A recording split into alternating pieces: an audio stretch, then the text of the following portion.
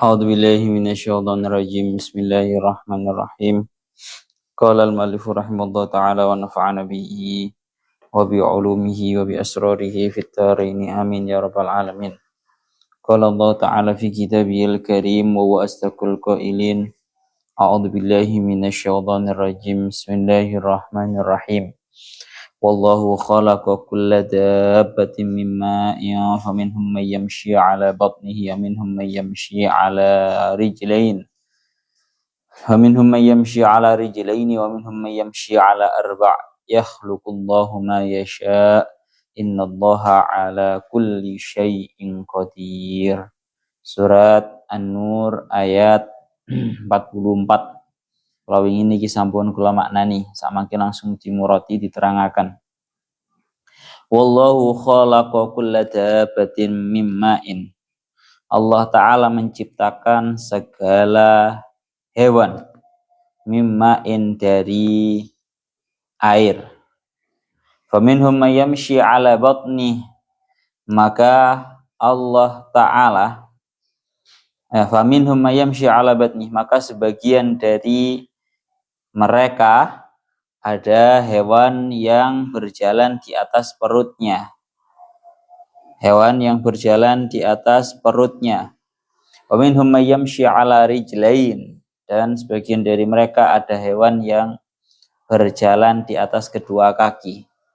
Wa minhum may yamshi 'ala arba', dan sebagian dari mereka ada yang berjalan di atas 4 kaki. Yakhluqullahu ma yasha. Allah Ta'ala menciptakan apapun yang Allah Ta'ala kehendaki. Innallaha ala kulli syai'in qadir. Sesungguhnya Allah Ta'ala atas segala sesuatu itu maha kuasa. Maka secara garis globalnya ayat ini menjelaskan mengenai tentang keajaiban dan keagungan dan kekuasaan Allah Ta'ala di dalam menciptakan hal-hal yang sifatnya itu al-arodiyah atau yang sebangsa bumi. Lano dawuhnya Al-Imam Fakhruddin Ar-Razi, beliau dawuh hubungan ayat ini dengan ayat yang sebelumnya adalah ini adalah macam ketiga dari dalail alal wahdaniyah, dari beberapa dalil yang menunjukkan atas keesaannya Allah Ta'ala. Karena di dalam ayat-ayat yang sebelumnya Allah Ta'ala itu lamastadal awalan bi ahwalis sama wal ardi wa saniyan bil asaril al-uluwiyah istadalla salisan bi ahwalil hayawanat. Karena yang pertama di kemarin-kemarin itu Allah Ta'ala membahas mengenai ahwalis sama wal ardi, macam-macamnya langit dan juga bumi. Ya, marangan dan Allah Ta'ala di yang nomor 2 membahas mengenai al-asar al-ulwiyah, mengenai tentang hal-hal yang ada di atas. Ya, kemarin juga sudah dijelaskan mengenai yang namanya hujan. Dan yang nomor 3 ini Allah Ta'ala membahas ahwalil hayawanat, macam-macamnya hewan-hewan yang sifatnya berada di atas bumi. Yang mana tujuan Allah Ta'ala di dalam membahas semua ini tidak lain tidak bukan adalah untuk menunjukkan atas keesaannya Allah Ta'ala. Jadi angan-angan, kita berangan-angan, kita berpikir itu tidak lain tidak bukan untuk menghantarkan kita untuk semakin yakin, untuk semakin mantap, untuk semakin menambah terhadap iman kita. Mulanya dingendikaken teng salah setunggalipun makalah dingendikaken tafakkaru fi sun'illah wala tafakkaru fillah. Kamu hendaknya berpikir-pikir di dalam apapun yang diciptakan oleh Allah Ta'ala. Awak dewe lek mikir-mikir angan-angan terhadap ciptaannya Allah Ta'ala membuat kita semakin mengenal dan iman terhadap Allah. Sekarang membahas ayatnya langsung kita murati, kita jelaskan. Ngariki dikatakan wallahu khalaqa kulla dabatin ay hayawanin min ma'in ay nutfatin. Allah Ta'ala menciptakan segala hewan. Sebenarnya dabah itu secara makna itu hanya terkhusus aima dabba alal ardi. Setiap perkara yang geremet. Geremet itu berarti berjalan di atasnya bumi. Makna asalnya dabah niku ngoten. Tapi tengah iki ternyata diglobalkan. Pokoknya semua hewan, ya, pokoknya semua hewan hayawanin itu tercipta dari air. Air di sini maksudnya apa? Ainut fatin. Menurutnya Al-Imam Syekh Jalaluddin Al-Mahalli, beliau tahu bahwa maksudnya air di sini adalah tercipta dari air mani. Nah, bahwa tercipta dari air mani. Makna kita lihat di dalam tafsir As-Sawinya. Tafsir As-Sawinya qauluhu ay hayawanin asyara bidzalika ila annal murad bidabbah ma dabba ala wajhil ardi la khususil arba. La khususi dawatil arba. Bahwa segala hewan, mengerti, segala hewan itu tercipta dari air. Ya, ini maksudnya adalah air mani, air sperma. Ya, seperti halnya manusia, kemudian sapi, ya. Karena kalau sampean lihat biasanya itu kalau sapi itu ada yang bahasanya cuma disuntikkan saja, disuntikkan air mani ketika seekor sapi betinanya itu sudah apa sih bahasanya ngono kuwi, aku ya ora patek paham, pokoknya sudah memasuki masa subur lek bahasanya ngono kuwi. Ketika seekor sapi betinanya itu sudah memasuki waktu subur, biasanya dokter-dokter hewan itu cukup untuk menyuntikkan yang namanya sperma, akhirnya bisa langsung hamil. Kemudian ya hampir seluruh hewan seperti itu terbuat dari yang namanya air. Yang dimaksud air di sini adalah sperma. Niku ngoten. Kita lanjutkan lagi, semuanya seperti itu. Qauluhu min nutfatin. Jadi ya dengan bahasa kasar bahwa yang namanya air di sini muradnya lebih spesifik, dengan bahasa lebih lagi, bahasanya air di sini dimurati hanya sperma saja, air sperma saja. Sehingga makna tengeriki hadza bihasabil ghalib fil hayawanat al-aradiyah. Yang namanya khalaqa kulla dabbatin, wallahu khalaqa kulla dabbatin min ma'in. Air ini dimurati sebagai nutfah atau sperma. Ini hadza bihasabil ghalib. Ini hanya menurut kebanyakan mawon. Karena masih banyak makhluk-makhluknya Allah Ta'ala yang tidak tercipta dari yang namanya sperma. Wa illa fal malaikatu khuliqu minan nur. Malaikat itu diciptakan dari cahaya. Wal jinnu khuliqu minan nar. Jin itu diciptakan dari api. Ya, jin juga menempat loh ya di bumi ini. Wa adamu khuliqa minat tin. Dan juga Nabi Adam juga tidak diciptakan dari sperma, tapi diciptakan dari tanah. Wa Isa khuliqa minan nafasil ladzi nafakhahu Jibrilu fi jaybi ummi. Nabi Isa lo juga manusia, itu diciptakan bukan dari sperma, tapi dari nafas yang ditiupkan oleh malaikat Jibril di jaib atau kelambinya, atau bajunya, kerah bajunya ibunya Nabi Isa. Bahkan juga banyak wadudu takhluqu atau tukhlaqu minal faqiyah wal ufunat.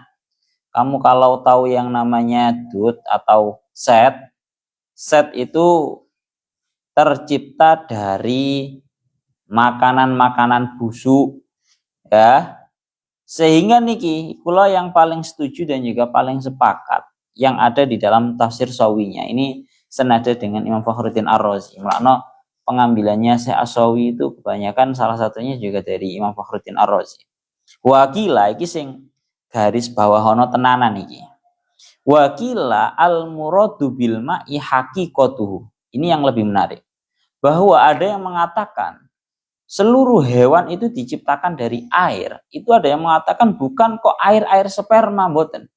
Tapi yang dimaksud di sini adalah air haqiqatuhu. Memang benar-benar hakikatnya air. Dengan artian bagaimana? Lima warada annallaha khalaqa ma'an. Karena ada hadis yang menjelaskan bahwa sesungguhnya Allah Ta'ala itu memang benar-benar menciptakan air, wa ja'ala ba'dahu rihan wa nuron. Dan Allah Ta'ala jadikan dari air tersebut menjadi rih atau menjadi sebuah angin, juga menjadi sebuah nur, cahaya, fakhalaqa minhu al-malaikah, sehingga Allah Ta'ala menciptakan dari cahaya itu, menciptakan para malaikat. Wa ja'ala ba'dahu naron, dan dari air Allah Ta'ala menciptakan api. Dari air Allah Ta'ala menciptakan api. Fakhalaqa minhu al-jinna, maka Allah Ta'ala menciptakan dari api tersebut, menciptakan jin. Wa ja'ala ba'dahu tinan fakhalaqa minhu Adam, dan Allah Ta'ala menjadikan sebagian air itu menjadi tanah. Maka dari tanah tersebut Allah Ta'ala menciptakan Nabi Adam. Wes jangkep. Sehingga seluruh perkara yang hidup di atas muka bumi ini semuanya itu tercipta dari yang namanya air. Jadi yang pertama tercipta dari yang namanya air, dan yang nomor dua tidak bisa hidup tanpa air. Itu yang perlu diketahui. Bahkan kalau di murad yang lebih umum, yang lebih global lagi, bukan hanya hewan-hewan yang sifatnya itu hidup dengan nyawa, bahkan tanaman-tanaman yang hidup dengan tanpa nyawa itu juga tidak bisa hidup dengan tanpa adanya air. Hampir semuanya itu membutuhkan terhadap yang namanya air, mulai dari hewan-hewan yang memiliki nyawa, ya, termasuk manusia, bahkan juga nopo iku jenenge tanaman-tanaman. Itu juga termasuk perkara yang hidup tapi tidak memiliki nyawa, itu juga tidak bisa hidup tanpa air. Mati, Pak. Kalau airnya mati. Sehingga sing paling penak biar menyeluruh, kita muroti dan kita tidak membatasi mimain itu dengan minut fatin. Tapi memang alma di sini adalah hakikatnya air. Jadi Allah Ta'ala menciptakan yang namanya air, kemudian dari air ini Allah Ta'ala menciptakan api, menciptakan tanah, menciptakan angin, menciptakan cahaya. Semua Allah Ta'ala ciptakan dari air. Kemudian dari air menciptakan api, dari api menciptakan jin, kemudian juga dari air menciptakan cahaya, dari cahaya menjadi malaikat, ya. Dari air menjadi tanah, dari tanah menciptakan Nabi Adam. Sehingga kesimpulannya semua itu berangkat dari air. Wis sing paling penak wakila al muradu kuwi garis bawana tenanan. Ya. Karena hampir semuanya, bahasan bukan hampir, semua yang hidup itu tercipta dan juga butuh terhadap yang namanya air.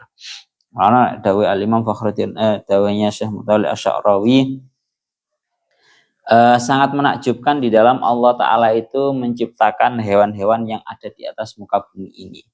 Yang mana seolah-olah antara hewan yang besar dan juga hewan yang kecil itu semuanya sama. Artinya sama niku wa kullu syai'in yadkhamu qabilun li ayyusahhira. Setiap perkara yang besar itu bisa untuk diperkecil. Waqad yudkhamu tadkhiman li darajati annaka la tastati'u an tudrika kunhu. Jadi ngeten, teng mriki niki diingendikaken ngeten. Termasuk daripada keajaibannya penciptaan bahwa kita itu bisa mengetahui di dalam sebuah semut itu di dalamnya ada seluruh kebutuhan-kebutuhan kehidupan yang juga dimiliki oleh sebuah napa iku jenenge, ya Allah, yang ada yang dimiliki oleh gajah. Gampang ngomong ini, komponen yang dimiliki oleh semut itu merupakan komponen-komponen kehidupan yang juga ada pada gajah.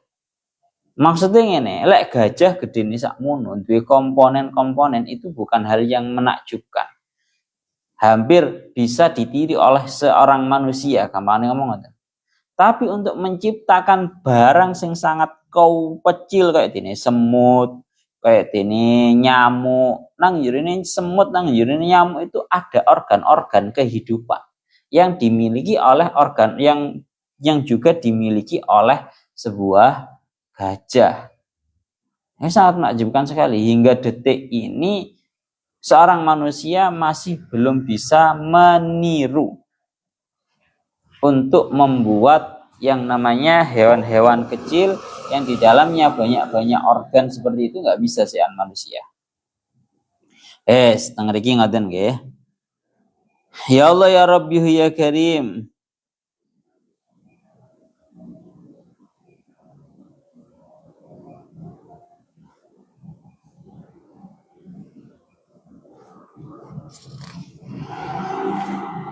Kita lanjutkan malih.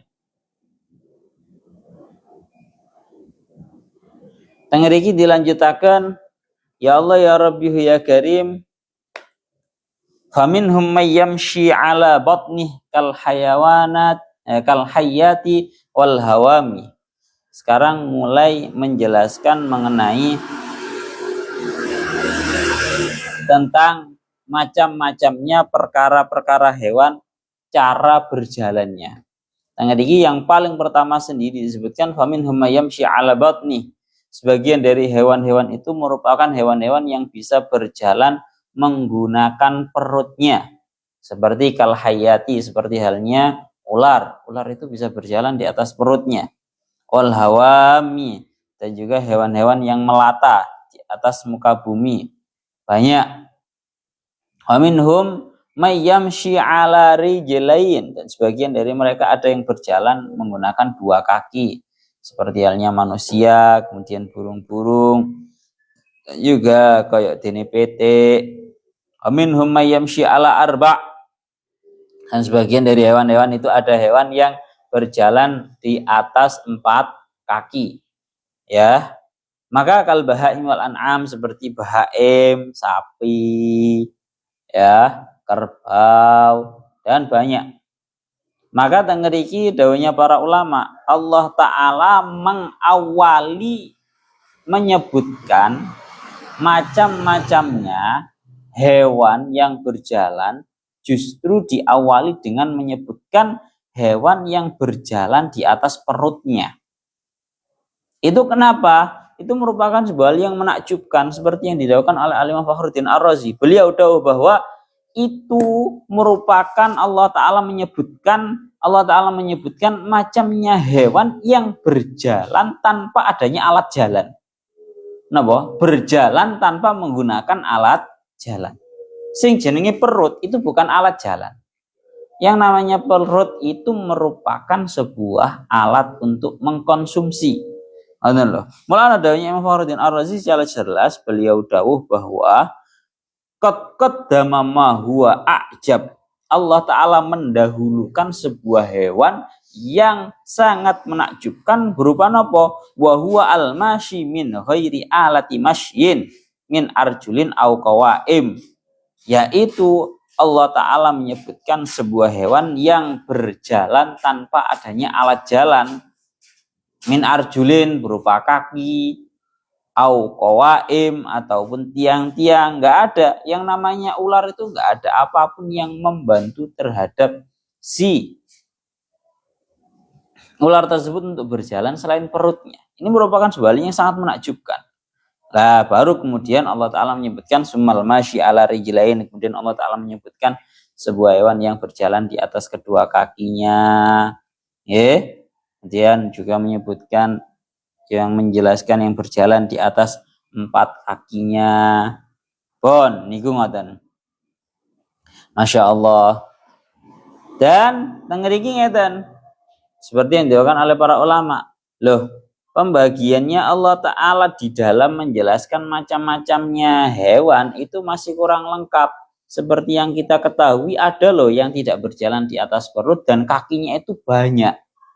Rupane nopo? Rupane hewan kaki 1000. Lek bahasane nang kitab iku ummu arba wa arba'ina. Hewan yang memiliki kaki 44. Lek nang awak dhewe biasa dikenal dengan istilah nopo? Hewan kaki 1000. Sikile ana 1000 lek jarene wong-wong ngarani kaki 1000. Lah iku kan berarti kan kaki ini ora siji, ora loro, ora papat. Tapi ada yang mengatakan 44, tapi ada yang mengatakan itu 1000, kaki 1000 lek bahasane awak dhewe. Sampeyan bisa melihat bahwa kaki 1000 itu berjalan menggunakan semua kakinya. Sampeyan lihat sendiri kalau pernah melihat yang namanya kaki 1000 itu, Pak. Maka tengriki oleh karena itu Allah Ta'ala dawuh setelah itu yakhluqullahu ma yasha. Allah Ta'ala itu menciptakan sebuah hewan-hewan yang Allah Ta'ala kehendaki. Ini memasukkan semua hewan yang memiliki kaki lebih dari 4. Banyak loh, jangankan kaki 1000. Seperti yang namanya kalajengking, kemudian kepiting, kemudian apa maneh? Ya Allah, laba-laba, wis sikile 6. Kan banyak berarti, bukan hanya 4. Makanya Allah Ta'ala memungkasi ayat ini dengan dawuh yakhluqullahu ma yasha. Allah Ta'ala itu menciptakan apapun hewan yang Allah Ta'ala kehendaki. Masih orang melaku di atas perut, masih orang melaku di atas 2 kaki, masih orang melaku di atas 4 kaki, masih banyak hewan yang kita tidak mengetahuinya. Kalau angen-angen itu akhir-akhir ini kalau sampean pernah lihat tuh, Pak, aku juga ngerti itu jenenge hewan opo. Biasanya saya temukan di tempat-tempat yang kotor itu. Jadi bentuk hewan itu ngene. Jadi bentuk hewan itu kayak seperti ini, katakan kayak tutup seperti ini. Yang mana hewannya itu ini bagaikan rumah yang di bawah, kemudian dia itu kadang keluar dari ujung sini, kadang juga keluar dari ujung yang depan atau keluar dari ujung yang belakang. Aku juga ngerti kuwi hewan opo. Sing jelas golek ono biasanya nang panggon-panggon kotor, maksudnya panggon-panggon yang berdebu dan juga tempat-tempat yang biasanya ada sawang-sawang itu, biasanya ada hewan yang berjalannya itu ya tadi ya, iki omahe digowo, kemudian dia itu bisa keluar dari ujung depan dan juga ujung belakang. Banyaklah macam-macamnya hewan, Masya Allah. Sangat menakjubkan sekali kalau kamu tahu yang namanya bekecot. Bekecot itu duwe sikil apa ora kuwi? Bekecot kuwi. Bekecot kan orang duwe sikil yo. Berjalannya kan di atas daging yang menyerupai seperti apa lek ngarane. Ya sebut saja namanya itu kayak kakinya satu, sebenarnya bukan kaki sebenarnya itu. Banyak ya, mulakno ini hanya sekedar Allah Ta'ala menyebutkan yang aghlabiyah saja. Yang aghlabiyah yang banyak diketahui oleh para manusia ya hewan yang seperti ular berjalan di atas perut, hewan 2 kaki, hewan 4 kaki. Padahal sebenarnya masih banyak sekali hewan-hewan yang tidak seperti itu. Ya, seperti yang saya sebutkan itu tadi ya. Seperti yang saya sebutkan tadi, yang namanya bekecot, yang namanya itu banyak. Ya kan orang sikile kan orang loro. Ya juga bukan di atas perutnya. Banyak. Pun niku ngoten. Mulana kalau dawuhnya Syekh Mutawalli Asy'arawi masih sangat banyak sekali. Di annal ayah lam tastaqsi kulla alwanil masyi innama tu'tina namadij. Karena ayat ini memang sengaja tidak membahas secara tuntas macam-macamnya cara berjalannya hewan. Hanya saja memberikan sebuah beberapa contoh. Ngaten nggih. Nah, sehingga di dalam dawuhnya Allah Ta'ala yakhluqullahu ma yasha. Allah Ta'ala menciptakan semua yang Allah Ta'ala kehendaki, hewan yang Allah Ta'ala kehendaki. Itu memasukkan segala bentuk hewan-hewan yang belum masuk pada kriteria itu tadi. Ya. Ngeriki ngoten. Lalu dilanjutkan lagi wa kama sakharallahu al-insana li khidmatil insan kadzalika sakharal hayawan li khidmatil hayawan. Ini termasuk hal yang menakjubkan daripada ciptaannya Allah adalah seperti halnya manusia itu menjadi berkhidmah kepada manusia yang lain. Seperti yang kita ketahui, manusia berkhidmat kepada manusia yang lain, membantu manusia yang lain, sebagian jadi dokter untuk membantu manusia yang lain. Maka perlu kita ketahui, di dalam dunia perhewanan itu juga sama seperti itu. Satu hewan itu menjadi membantu terhadap hewan yang lain. Satu contoh, di sini disebutkan bahwa hewan itu seperti contoh ada burung-burung yang mengambil makanannya dari sisa-sisa makanan buaya yang ada pada gigi-giginya buaya. Kamu pernah tahu buaya itu seringkali membuka mulutnya lebar-lebar, kemudian ada burung yang datang yang tujuannya burung itu untuk memakan sisa-sisa makanan yang ada di giginya buaya. Lah kuwi lho cara nalar. Ini kemarin kan juga sudah saya singgung. Ya kan cara nalar mestine buaya ku lek mangan ku lek yo mangan setiap daging. Ya mestine kan yo burung lek caplok pisan to, Pak. Ora malah. Bahwa yang namanya burung itu memakan sisa-sisa makanannya napa? Buaya. Daging-daging yang masih tersela-sela di antara giginya buaya itu yang makan adalah burung. Nah, sebagai timbal baliknya, dengar dawuhnya Syekh Mutal Asy'arawi, kamu bisa melihat bahwa burung-burung tersebut tatkala ada para pemburu buaya, biasanya burung tersebut memberikan aba-aba kepada buaya dengan cara mengeluarkan suaranya, ya, sebagai aba-aba kepada buaya agar buaya mengamankan diri. Bahasanya beliau, hatta inna thair in ra'a as-sayyad alladhi yuridu ayyastada at-timsaha fa innaha tusahat wa hadisu sautan li tunabiha at-timsah hatta yanjua. Bahkan yang namanya burung pun sebagai timbal baliknya, dia itu ketika melihat seorang pemburu yang ingin memburu terhadap timsah atau buaya, maka burung tersebut akan mengeluarkan suaranya untuk memberikan aba-aba kepada buaya agar buaya tersebut terselamatkan. Pun niku ngoten. Terakhir, innallaha ala kulli syai'in qadir. Sesungguhnya Allah Ta'ala itu maha kuasa atas segala sesuatu yang Allah Ta'ala kehendaki. Pun niku ngoten. Ya Allah ya Rabbihu ya Karim.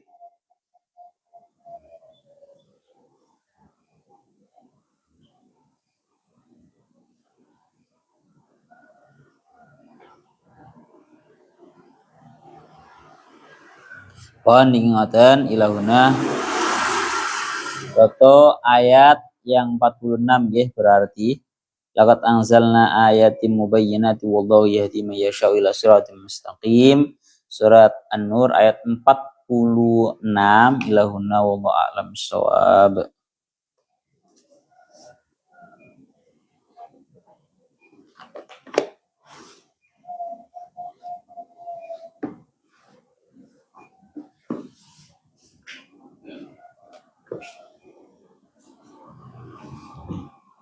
Apa jenenge?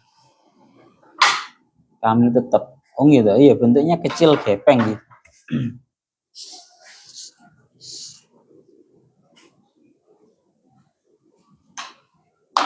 Sami-sami.